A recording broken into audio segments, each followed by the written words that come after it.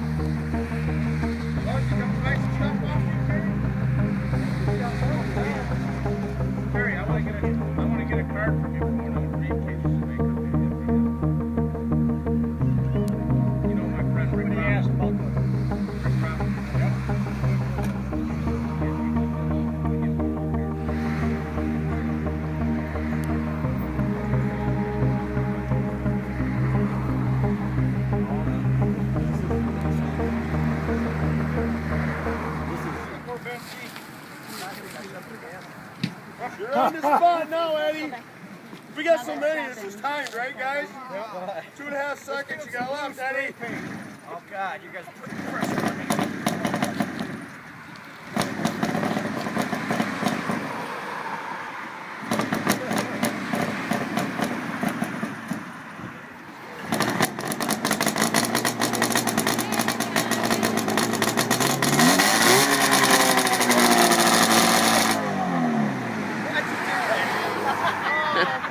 I want to see you pull it. My baby.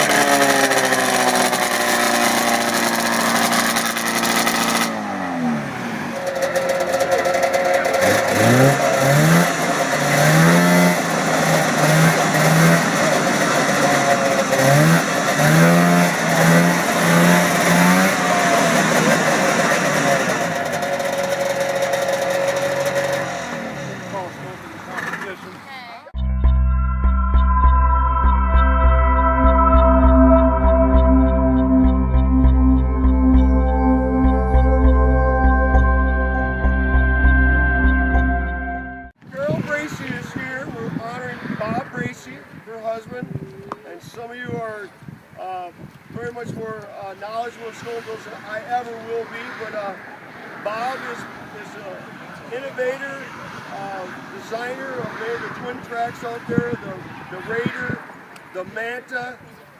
There's a snow roamer, trail roamer. Is it not a trail Manta? There we go. And built here in Michigan. That was kind of neat to know. I did not know that in the past. But some of the other great things I found out about your husband was he was one of the engineers behind the GT40 that Ford had. So that was pretty amazing.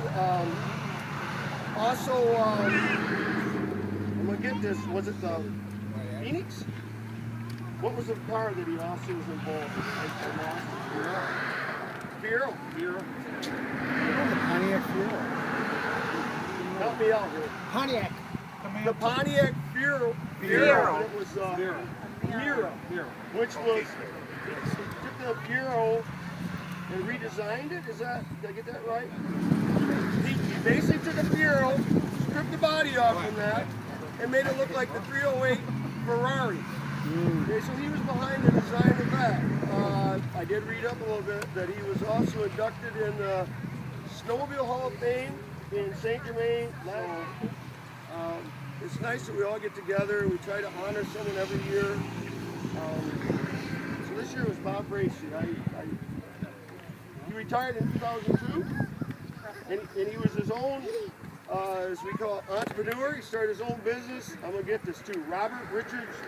Robert. There you go. So he had his own business going, and I was amazed to find out up until 2001 he was still in manufacturing. So I'm pretty amazed and pretty impressed by that. Thank you. Thank you for coming. Well, I'm glad to be here. Yeah. It's an honor for me. And Steve has a plaque here that Steve wants to... Years ago, I was just riding up in Harrison, Michigan. My uncle farm set an odd-looking little sled. It was a Roma. It was a British version. In fact, there's a photo of me steering it from the seat of my little Yamaha. And I was kind of hooked on it. Well, one year, some teenage friends of mine, we were riding up to the gravel pit in Harrison, and here comes this guy with a gold double eagle. We rode up to the gravel pit up to Harrison, and saw this guy blow by me, and we were screwing around high marking. Well, he decided with that gold double eagle, he was going to try that. He went up, and we were coming up with the Yamaha, coming back down. We just stood there about his nuts. Sure enough, he got to the peak, and that was all she wrote. He come bounding down the hill, bounced up, smiled, took off. And I thought, man, that's the way we should be, because the week earlier on my Yamaha, I went bounding down the road, my head shining against the ice, because I had a patch of ice and dirt. So that'd be kind of fun. And for all my life, I always wanted, and I always watched the Manners race, and I was always fascinated by that stuff. So when I started freelance for Snow Week, and a lot of different things, started to do it, Michigan Snowmobiler one time sent me up to a whole lake cover tip-up down. And I believe there's a photo that Sherry took of me. Bob was giving demo rides, and I was grinning ear to ear. And I really thought I'd met God. Here was Bob Bracey. All I'd ever read about him. And later on, then we were working on the band of Snowy Comments. Would you go down and do an interview? Well, Brad Hewlings was working on Dave Carpet. Man, we were sitting there at lunch, and I thought, yeah, it don't get any better than this. So, got to know Bob over the years. Got back involved with the trail. And I've been fortunate enough in my life to meet people like Basin Iver over in Marion, Team Island, Jim Musselman, people like Bob Bracey. These people inspire you. They fall down, they get back up, they pick themselves up, and they keep doing it. And the more I learned about this guy, it's amazing. Well, did you know Bob did this? That Pro Vest back there came out the same year. They developed their own Pro Vest. First push-through stud, the Mayan Furo Miro. He built a mini champ for Kalamazoo Engineering. All this stuff, the mirror car, the Kinderjet boat, it's just amazing that could be thought of, he could do it. So I really feel blessed, because in our business too, in publishing, you get kind of discouraged in all the competition, then you keep looking and say, look what this guy did. And he had a lovely wife. I've been blessed with a lovely wife like my wife Sherry. That, you look at it, either they're crazy or they're loyal, one of the two. I'm going to vote for loyal. And I always say the love blind proves that, it is. But on behalf of all of us here, I'd like to present this to you. Sherry designed this little plaque for you. I'd like to have it for your collection. Wow, that's nice.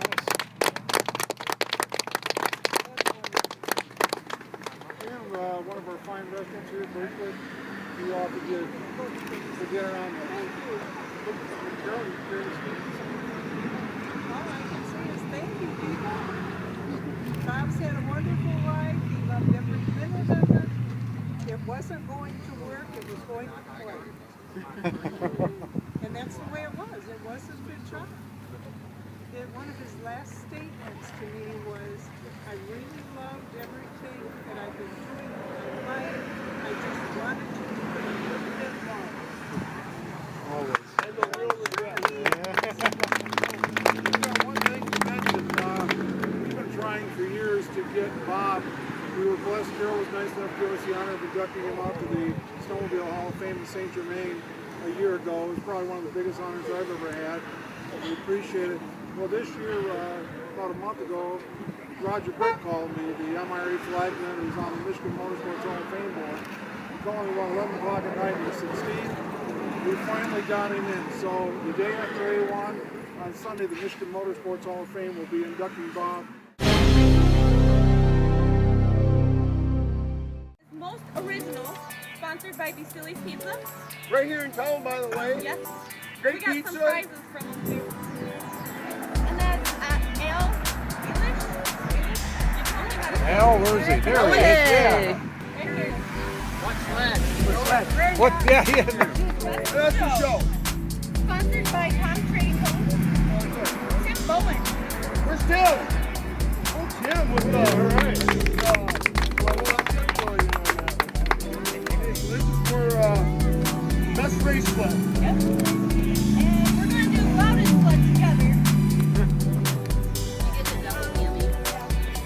And that's sponsored by Wayne's Garage. Oh yeah. My son has a garage. I don't know where he's Yeah, at. his shoulder. He had to leave early because his shoulder he tore it off.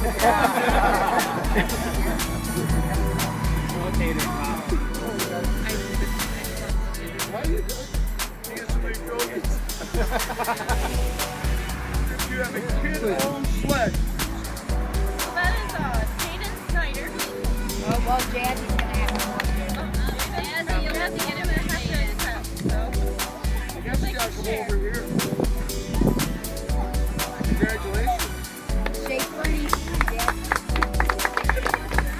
So this is Mike's for his 1969. He had two 1969.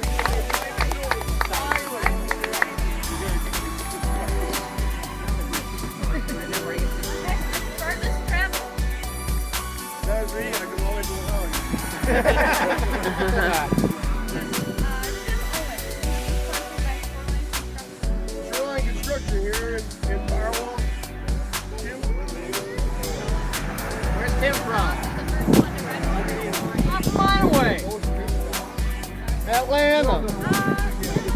K-Diner. Eddie Perminski. Whoa.